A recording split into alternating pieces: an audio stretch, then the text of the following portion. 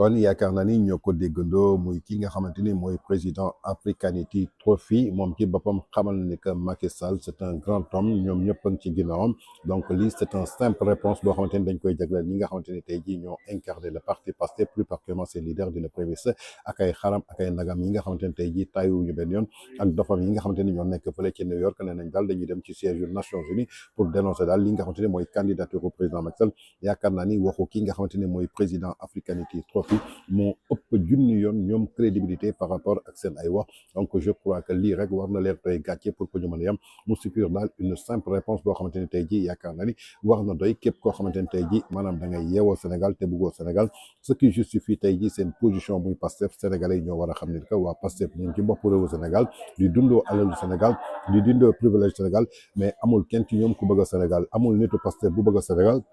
amul nitu Pastef bu yéene Afrique jàmm ndaxte tey jii seen position daal dina koy wane kon donc les Sénégalais doivent prendre leurs responsabilités jëmale ko nag ci ñi nga xamante ne mooy région Pastef ginnaaw loolu aussi le grand chroniqueur de iRadio di Ibou Fall bu mu jàkkaarloo Boubacar Diallo indi na ay précisions de taille ay précisions yu leer dama bëgg ñu déglu ji ko dellu si. Oula, le niveau a régressé. Là on est vraiment au sous-sol. On est au sous-sol. waxtaan yi ñu waxtaan yu am solo. yu daan waxtaan. waxtaanatuñu ko. xam nga lan mooy coow li fi mu nekk nii. On vient de découvrir que le Sénégal a emprunté de l'argent, disons-le comme ça, en secret. Ay des banques d'Abu Dhabi ak yooyu. Donc, bien entendu, l'opposition en fait ses choux gras. xam nga lan mooy dëgg. ñoom ñi fi génnee waxi dette cachée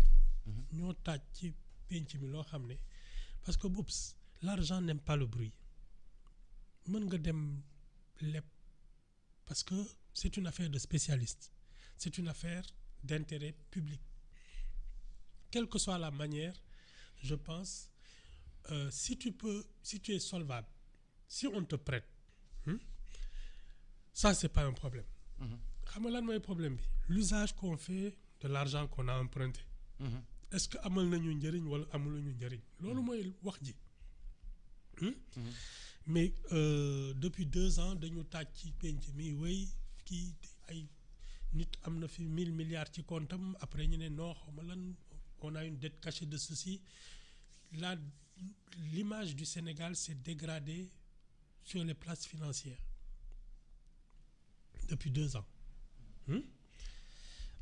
Parce qu'on n'a pas encore posé sur la place publique nos vrais problèmes. On a des problèmes de gouvernance et très sérieux.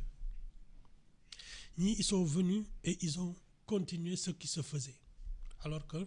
ils font même pas exactement, ils font les mêmes choses mais en pire. Non, ils font les mêmes choses en pire. Pire mom ëpp na. Ah oui. Non, Ibou pire mom bul ko wax. Ñi ñoo tane parce que ñi ngi au moins ils nous disent au moins la vérité sur les chiffres et tout ça. Non. Depuis hier, on a sorti une Financial Times. Bon, j'ai lu l'article. Manifestement, il est orienté politiquement parce que tu puisses révéler que le Sénégal a un emprunt secret, moi je trouve que ça c'est du journalisme. Mais après plaider la dette de Macky Sall qui a ay TER ak ay BRT ak yooyu, ça c'est pas du journalisme, c'est du militantisme. Moi cet article là, je pense qu'il a été commandité. Maintenant, il y a une vérité, c'est qu'ils ont emprunté sans le dire. Mais le reste, les arguments qu'on a opposés, Macky Sall a bugué, ça tu vois tout de suite d'où l'article vient. Non, toi aussi, quel mënuñu nax. Boo lire article bi da ngay xam fu yëf bi jóge. Exactement. Xam ne article bu ñu commandité la. Mais bien sûr. Et puis tu sais, ñoom contrairement au régime précédent, ñoom Macky Sall ak yooyu, ils ont des ramifications dans le monde entier. Doo fa def lu ñu xamul. ñoom la ñoom Macky Sall mën a nax parce que ils font le tour du monde te ñi xamuñu kenn. Mais l'inverse ne tient pas. waaw mais Ibou lan moo tax nit yi di bàkkoo lépp xaalis pour fay bor lépp pour fay bor. non xam nga. non j'ai vu semaine dernière semaine bële nañ waaye Sénégal fay na 478 millions. mais boobu c'est pas un exploit. c'est le fonctionnement normal d'un État nga xam ne ñoom ils sont en train de c'est pas un débat fay nañu bor mais c'est pas un débat mu waroo ci bàkku parce que c'est fait pour ça le fonctionnement normal d'un État léegi xam nga lan moo jar a bàkku taxaw ci pinc bi ne je cherche des investisseurs parce qu'il y a de l'argent à mettre dans ça pour développer tel secteur ak yooyu nit ñi rang la. ñoom ñëpp bëgg def seen xaalis. voilà loolu jar na tiitaroo parce que c'est un appel d'air. mais fay naa sama bor non. fay naa sama bor c'est normal. jarul wax léegi nag l'exploit dëgg. mooy nga toog tu fais venir les plus gros investisseurs ñuy dugal ay 15 000 ay 20 000 milliards pour développer le Sénégal ça c'est un exploit. waaw mais Ibou FMI joxewul avalam pour àdduna bi def loolu. Comment ils ont fait pour que le FMI perde confiance au Sénégal? On a voulu dire la vérité à tout le monde, dire qu'on avait une dette cachée. Bops, Hein? Bops, Hein? vous vous êtes planté. xam nga wax naa la ko keroog ba may wax laa la ne ça c'est pas des choses à dire. Premier jour kay nga ma ko wax man kay dama laa war a baalu àq. Premier jour ñu naan wooy man c'est pas des maa choses njëkk a naaw nga ne ma bub c'est pas teyal des choses à dire. nga ne ma lii kenn du ko wax ci penc. Non xam nga mën nga dénigrer ton adversaire politique mais l'administration sénégalaise. Le ministère des Finances l'État sénégalais soo ne ñoom ils sont complices de trafic et de malversation. Ça c'est très Ça grave. a des répercussions ouais. sur les places financières mondiales. Oui, ça n'a rien à voir avec dénoncer les agissements d'un adversaire politique. Beaucoup. loolu daf ñu topp ba ci pour ñu may la visa léegi say këyit nit ñi dootuñu ko sax wóolu. Et bien sûr. te Loolu yàgg nañ non suñu këyit yàgg na suspect. mais bii dafa gën a garaaw léegi. Ah voilà. parce que léegi dañu ne comme administration bi dafay faussaire lañu comme ñii faussaire lañu kon seeni këyit yi ñuy présenter ci suñu ambassade yi sax baaxul. yàgg nañ fi génnee ay extrait de naissance yoo xam ne kenn xamul fu mu jóge yàgg nañ fi joxe ay passeport diplomatique yoo xam ne doo xam lu mu doon. benn chinois ñu for ko ci kii bi nu mu tuddati. mais benn fa ñu for ko ci scène bi fekk mu yor passeport c'est sénégalais. ça mais le Sénégal a toujours su gérer son image. Même si ça devenait de plus en plus difficile. mais xam nga lan moo ci yokku. En fait les nouveaux arrivants là ils ont tourné le dos à leurs amis traditionnels. dont la France. Voilà. qui les a toujours accompagnés. Le monde occidental, l'Europe. L'Europe Voilà. en général. xam nga ñooñu ils se disent toujours que de toute façon même s'il y a des petits soucis mais ci ñun la bokk donc le linge sale se lave en famille mais ce n'est plus le cas maintenant ñu ngi fayee ko ay 20 milliards xaw ma la. France mosu ñoo topp de. fi mu ne daf ñuy topp ba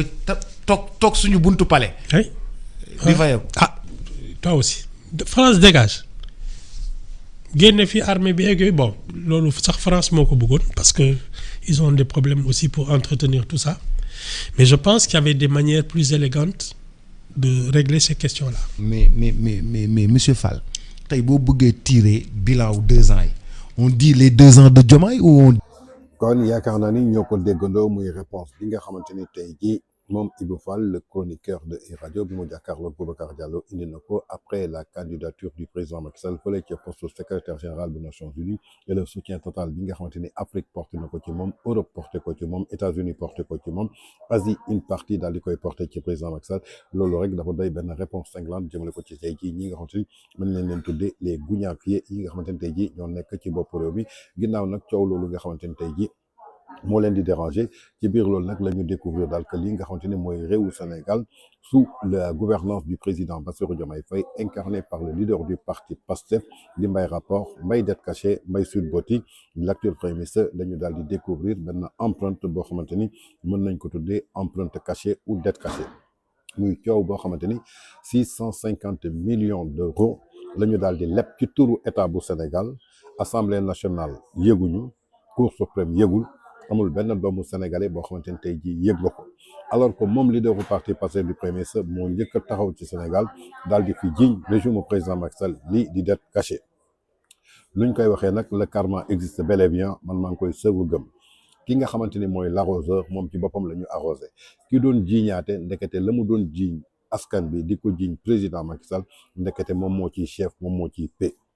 lépp lu jëm ci njublang ndekete mooy paayu njublang yi lu jëm ci escroc mooy baayu escroc yi lu jëm ci trian mooy baayu trian yi lu jëm ci sàcc alal bi nga xamante ni askan bi ñoo ko moom mooy baayu sàcc yi lu ko waral kii taxaw di naan jubbal jubbanti bu leen fàttaliku bi Pastef ñëwee au pouvoir loi yu ñu njëkk a voté bokk na ci loi wu transparence mooy day leer nañ mu leer nañ ñëpp xam ko bi ci topp mooy lan lanceur d'alerte ku gis loo xamante ni jaarul yoon nga daal di koy fesal ñetteel bi maanaam mooy lan mooy droit à l'information au peuple sénégalais may laaj su ñëwee ci transparence bor bii nga xamante ni tey jii jël nañ ko ci turu Sénégal muy 650 millions d'euros lu tax waxuñu ko comme nuñ doon jëlee yeneen bor yi balaa Sénégal di lebi xam nañu une semaine avant Sénégal soxla na temps ci xaalis mi ngi dem wuti ji ko ci marché bi bii waxuñu ko kon transparence amu fa te Olof Njaay nee na lépp lu ñuy nëbb rek am na loo xamante ni jubadi mi ngi ci kon nañu jàpp ne leaderu parti Pastef du premier ministre de la République du Sénégal nit ku jubadi la ñi ko doon naan mu sell bi nañu commencé di ko naan mu tilim bi mu triant bi deuxième bi mooy lanceur d'alerte tey su dul woon Financial Times est-ce que am na benn doomu sénégalais buy xam ne que réewu Sénégal ci premier ministre am lepp na lu toll ci 650 millions d'euros kenn du ko xam presse sénégalaise baa ngi fii kenn xamul politiciens yaa ngi fii kenn xamul kon Financial Times nekk na lanceur d'alerte boo xamante ne tey jii moo lancé alerte boobu sénégalais trois muy droit à l'information bu ñu voté woon pour le peuple sénégalais ku ci nekk nag war a xam information may laaj lu tax peuple sénégalais xamuñu woon ni que information bi am na su dul woon Financial Times kon ñett yooyu nga xamante ni voté nañ ko ñoom ci seen bopp daal dinañ koy violer parce que dem nañu lebi ji ci turu Sénégal muy vrai dette cachée nag bi nga xamante ni moom la doon tuumal Macky Sall ñu ngi soog a gis lan mooy dette cachée lu tax mu nëbb ko parce que tey keroog ba muy jël avion bi di dem Abu Dhabi au mois de novembre 2025 su dul woon Madiambal Diagne bi nekk France xamal ni que kat seen premier ministre jël na jet privé aéroport Léopold Sédar Senghor ñu ngi dem Abu Dhabi muy lanceur d'alerte moom it est-ce que askanu Sénégal danañ ko xam est-ce que premier ministre war na voyager muy voyage institutionnel boo xamante ni tey jii day dem ci turu Sénégal te sénégalais duñ koy su dee ay fi boppam la d'accord moo taxoon ñu bëri noppi ci ñu bëri demoon nañu ba ne dafay dem célébrer ji anniversaire rek ñii naan dafa daw waaye président assemblée nationale di El Malick Ndiaye deuxième institution moo taxaw xamal ni ñu ko ñi naan dafa daw ak dañoo xamul dafa dem wutali Sénégal xaalis te kuy wutali Sénégal xaalis ci turu Sénégal nga koy wutee su ñëwee dina indi sérité bu duul est-ce que ba mu ñëwee El Malick Ndiaye taxaw na ni que ki ngeen newoon dafa daw lii la indi déedéet conseil des ministres am na est-ce que def nañu compte rendu ci voyage boobu déedéet kon donc yaakaar naa ni transparence amu fa droit à l'information amu fa kon lañ doon nëbb nag tey Financial Times moo ñu ko daal di fesal waaye li ci gën a doy waar mooy tey naka la mën a demee lépp xaalis ci turu Sénégal te askanu Sénégal kenn yëgu ko kon yaakaar naa ni foofu aussi foog ñu def fa baaraamu tuuma kan la demoon seeti ji yaakaar naa ni mooy ki nga xamante ni mooy Khaldoum Al Moubarak Khaldoum Al Moubarak bi homme d'affaires la nekk fële ci Abu Dhabi kii mooy président Manchester ginnaaw loolu nag Madiambal Diagne bi nga xamante ni moo ñu defaloon alerte bi moo dellu siwaat xamal nañu que li dox ci diggante kii nga xamante ni mooy premier ministre ak kii nga xamante ni mooy Khaldoum Moubarak doon na nag ki nga xamante ni tey jii mën nañ ko jàppee daal moom Khaldoum Moubarak moom ci boppam moo financé opération bi nga xamante ni moom lañ tuddee swap mu controversé nag maanaam jëmale ko ci leader bu parti Pastef du premier ministre parce que li nga xamante ni mooy pétrole Sénégal daf ko daal di gagé ressource naturelle bi mu doon jiiñ Macky Sall sàcc na ko Aliou Sall lekk na ci 6 000 milliards moom leader bu parti Pastef premier ministre moom mi jub moom miy jubal moom miy jubbanti moom mi sell bi moo jël alal bi nga xamante ni askanu Sénégal ñoo ko moom mu campagne woon ko naxee ko innocent yi naxee ko ambulants yi naxee ko étudiants yi naxee ko enseignants yi naxee ko commerçants yi naxee ko paysans yi ba dóor leen ci kaw Macky Sall ndekete moom mooy sàcc bu mag bi jël na li ñëpp moom dem dénk ko ab naar bi nga xamante ni dëkkul Sénégal dëkk fële ca Abu Dhabi jël na ay suufu Sénégal may ko naar ba fii ci Mbour pour lan naar bi mën a jël doomam dugal ko ci milieu sportif bi jël na ay investissement jox ko naar bi promettre ko ay construction ci infrastructure ak bâtiment lu tax mun na bëgg ko Sénégal kan moo négocier marché yi kan mooy am commission yi kan moo ko jël moom la Sénégalais yi war a laajte. kon yaakaar naa ni muy dette cachée bi nga xamante ne tey jii génn na moom Cheikh Diba di ministre du budget et des finances xaar ba Financial Times génneel ñu information bi mu ne day def communiqué loolu mooy médecin après la mort moom Cheikh Diba li mu waroon njëkk a def génnee communiqué bi balaa Financial Times du ñu ko génneel xamal ni que askanu Sénégal ñun kat dem nañu Abu Dhabi ci turu état bu Sénégal leb nañ fa nangam foog peuple bi xam ko gagé nañu seen pétrole jox nañ ko temps de marché may nañ ko temps de suuf askan bi xam na ne que yéen ñi kat jubal jubanti ngeen def mais tey su toogee ba Financial Times génnee ko muy génnee ay communiqué yu ridicule je crois que dañu foog ni que seen xar yi la ñuy waxal ak seen nag yi mais il ne parle pas avec les intellectuels may laaj nag kan moo newoon Sénégalais yi Pastef dina nekk au pouvoir ñuy dem di lebi ji xaalis bu Sénégalais yi yéegul kan moo waroon ndax Sénégalais yi Pastef dina nekk au pouvoir incarné par le chef du gouvernement le leader du parti Pastef Mbaye Rapport Mbaye dette cachée muy jël pétrole Sénégal di ko gagé au détriment du peuple sénégalais di jël suufu Sénégal bi mu ne woon sàcc nañu lépp sax-saxee ko jox ko étranger yi moom muy jël di ko dem di ko joxe ay naar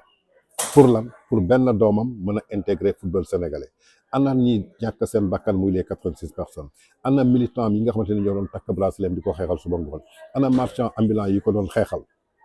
di takk bracelet ana étudiant yi nga xamante ni daf leen jaraloon joxe seen bakkan pour mu daan bañ a dem wuyu ji ñooñu tey seen bourse ñu ngi koy dagg ñooñu tey faat nañu étudiant ci biir université bi moom mu taxaw ne man maa sant ñi faat Abdoulaye Ba ñu dugg ci biir université bi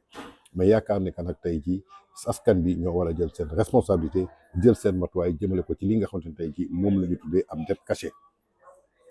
ki doon jiiñ Macky Sall dette cachée du yuuxu sàccee ndekete mooy sàcc bu mag bi moom moo dem lebi ci xaalis ci état bu Sénégal gis ngeen li ñu waroon voté assemblée nationale jëmale ko ci restructuration de la dette ca même jour ba lañ ko daal di reporté lu tax parce que la ñuy def dara jubu ci nee naa leen Pastef parti slogan la slogan bu ñu dugal ñoom ñoo gën a jubbanti ñoo gën a dënk slogan boobu kon yaakaar naa ni dafa leer tey ci addu askan bi que lii nga xamante ni premier ministre def na ko di leader bu parti Pastef di Mbaye Rapport leb na ci turu Sénégal 650 millions d'euros soo ko xaymaa muy 450 milliards lan lañ ko doon doyee dafa am échéance bu ñu waroon fay ci seen bor mois de mars bii parce que suñ ko fayul woon Sénégal day doon banqueroute day dem nekk défaut de paiement dañ koy gën a rétrogradé kenn dootul ko wóolu kenn dootu ko lebal kenn dootul jëflanteeg moom bor ban lañ doon fayuñu boru Macky Sall Macky Sall li mu fu mës a jël ci 18 000 milliards yi investir na ko ay bor la yoo xamante ni à long terme la taux yi dafa gàtt ñoom ñoo ñëw ci pouvoir bi 2024 gis JP Morgan dem lebi ji 450 milliards ci diiru ñaari at ay taux yu cher chaque jour ñu xëy dem di lebi ji bor yooyu nag la ñu nekk di fay bor yooyu ñu leb ci turu Sénégal fan lañ ko dugal moom la Sénégalais yi war a laaj tabaxuñu fi hôpital tabaxuñu fi université tabaxuñu fi école fayuñu fi bourse de sécurité familiale puso ci boppam jënduñu ko pour jox ko askanu Sénégal ku nekk gis na qualité bi ni mu mel